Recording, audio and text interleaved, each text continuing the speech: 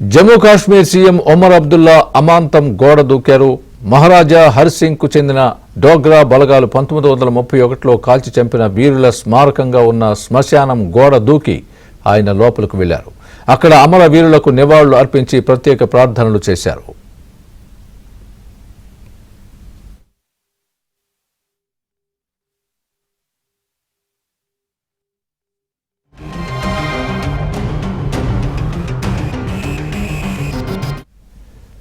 మహారాజా హరిసింగ్ కు చెందిన డోగ్రా బలగాలు 1931 జూలై 13న వందల మంది కశ్మీరీ ఆందోళనకారులను కాల్చి చంపాయి. ఆ దుర్ఘటనను స్మరించుకుంటూ ప్రతి ఏడాది జూలై 13న అమరవీరుల దినం జరుపుకుంటున్నారు. అయితే ఆ రోజు ఎలాంటి అల్లర్లు జరగకుండా పోలీసులు భారీ బందోబస్తు ఏర్పాట్లు చేశారు.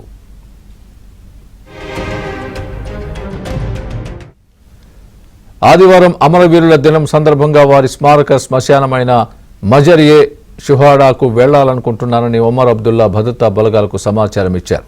దీంతో ఒమర్ నివాసం ముందు బంకర్ ఏర్పాటు చేసి ఆయనను హౌస్ అరెస్ట్ చేశారు. ఆయనతో పాటు పలువురు నేషనల్ కాన్ఫరెన్స్ నేతల్ని కూడా గృహ నిర్బంధం చేశారు.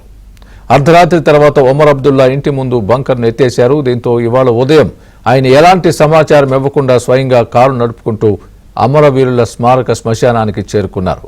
అక్కడ భద్రతా సిబ్బంది అడ్డుకోవడంతో వారితో వాగ్వాదానికి దిగారు.